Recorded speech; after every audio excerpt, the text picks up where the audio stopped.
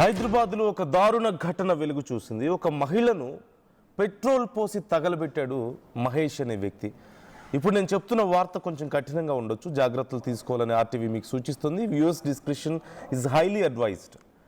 కత్తులు, పెట్రోల్ డబ్బాతో ఆ మహిళ దగ్గరికి వెళ్ళాడు ఆ వ్యక్తి. అడ్డొస్తే మిమ్మల్ని కూడా లేపేస్తానంటూ చుట్టుపక్కల ఉన్న వాళ్ళని వార్నింగ్ ఇచ్చాడు. వనస్థలీపురం గ్రీన్ సిటీ కాలనీలో ఈ ఘటన చోటు చేసుకుంది. పోలీసుల అదుపులో ప్రస్తుతం హంతకుడు మహేష్ ఉన్నాడు. మహిళతో తనకు పెళ్లి జరిగిందంటూ మహేష్ చెప్తున్నాడు. ఇప్పుడు రెండో పెళ్లి చేసుకుంది అని ఆరోపిస్తూ అతను ఈ దారుణానికి ఒడిగట్టానంటూ చెప్తున్నాడు.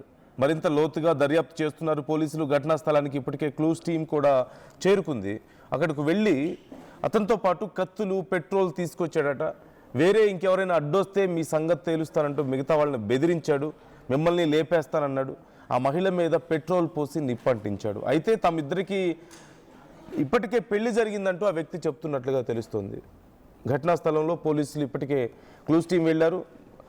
అక్కడ ఉన్నటువంటి క్లూస్ని గ్యాదర్ చేస్తున్నారు. మరోవైపు పోలీసులు విచారణ చేస్తున్నారు.